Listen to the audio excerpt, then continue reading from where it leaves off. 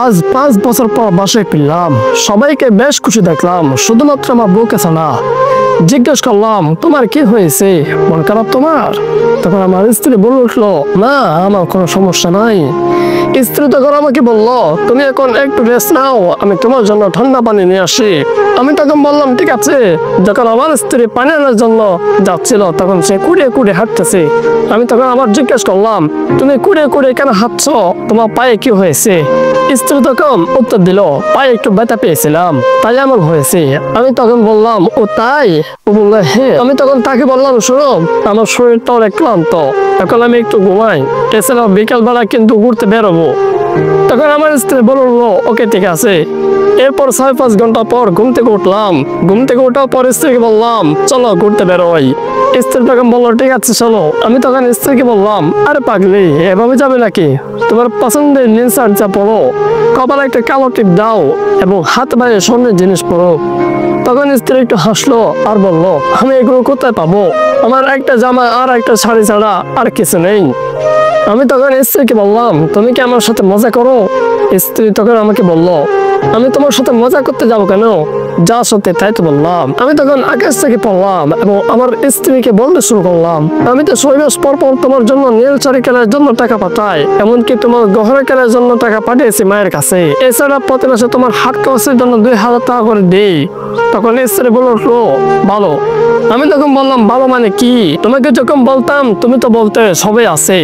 স্ত্রী তখন বলে উঠলো, আমি তোমার দেওয়া কিচ্ছু পাইনি, তুমি যাকে দিয়েছো তাকে জিজ্ঞেস করতে পারো। কথাটা শোনা মাত্র মাকে ডাক দিলাম, সাথে সাথে মা রুম থেকে আসলো। মা তখন বললো, বাবা কি হয়েছে? আমি তখন বললাম, লামিয়ার শাড়ি কই, ওর স্বর্ণ কোথায়? মা তখন নিচ্ছ। আমি আবার জিজ্ঞেস করলাম, মা আমার কথা উত্তর দাও। এবার স্ত্রী লামিয়া বলে উঠলো, তোমার মা কে উত্তর দেবে? এবার সঠিক কথা আমি সব বলছি, শুনো। তুমি বিদেশ যাওয়ার পর তোমার মা এবং তোমার বোন আমাকে অনেক নির্যাতন করছে, যা বলার বাইরে। সারা বাড়ির কাছে আমাকে দিয়ে করাইছে, কাজের একটু ভুল হলে উলট পালট টাপ্পর মারে। যে টাকা তুমি আমার জন্য পাঠাইতা সে টাকা তোমার বোন নিয়ে নিত। স্বর্ণ কেনার জন্য যে টাকা তুমি আমার জন্য দিয়েছো, সেই টাকা দিয়ে তোমার বোন আইফোন কিনেছে। জানতে চেয়েছিল না আমার পায়ে কি হয়েছে? কিছুদিন আগে আমার একটা বউ হওয়ার কারণে তোমার মা দূর থেকে একটা ইট ছুড়ে মারছিল, যা আমার পায়ে এসে লাগলো। তখন থেকে আমি এইভাবে চলাফেরা করি। তুমি বলতো না তোমার সঙ্গে আমি তেমন কথা বলি না, আসলে সত্যিটা কি জানো? তোমার মা এবং বোন তোমার সাথে আমাকে তেমন কথা বলতে দিত না। আমি তখন মাকে জিজ্ঞেস করছিলাম, এসব কি সত্যি মা? মা তখন আবারও নিচ্ছুক।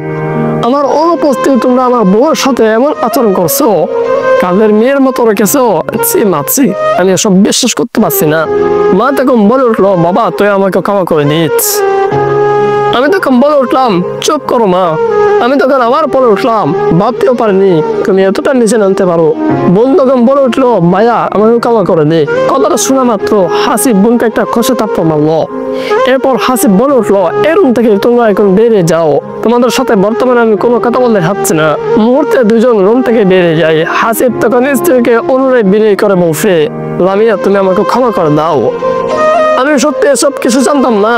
তখন লামিয়া বলে উঠলো, আরে ক্ষমা চাইতে হবে না, তুমি শুধু আমাকে কথা দাও, তুমি আর কখনো বিদেশ যাবে না। হাসিব তখন বলে উঠলো, কথা দিচ্ছি আমি আর কখনো বিদেশ যাব না, বাকিটা জীবন আমি তোমার সঙ্গে কাটাবো। লামিয়া তখন বলে উঠলো, তাহলে ঠিক আছে, আমি সব থেকে খুশি। আমি তখন বলে উঠলাম, তাহলে এবার চলো মার্কেটে যাই, তোমার যা যা লাগবে আমি এখন তা কিনে দেবো। লামিয়া তখন বললো, সত্যি কিনে দেবে? আমি বললাম, হ্যাঁ সত্যি সত্যি কিনে দেবো। আসলে যাদের স্বামী বিদেশ থাকে তারা জানে বাস্তবতা কি। এই জন্য যারা প্রবাসে আছেন, বিয়ে করে বউ রেখে চলে গেছেন, একটু খোঁজখবর নিন। পৃথিবীতে সবাই যে ভালো মানুষ, আপনার পরিবারের সবাই যে খুবই ভালো মানুষ হবেন এর কিন্তু কোনো গ্যারান্টি নেই। প্লিজ তাদের একটু খোঁজখবর নিন, কারণ সে কিন্তু আপনার স্ত্রী, সম্পূর্ণ দায়িত্ব কিন্তু আপনার। সে কিন্তু আপনার অর্ধাঙ্গিনী, বুঝেন, একটু বোঝার চেষ্টা করেন। আল্লাহ রাব্বুল আলামিন আমাদের সবাইকে বোঝার তৌফিক দান করুন, আমিন।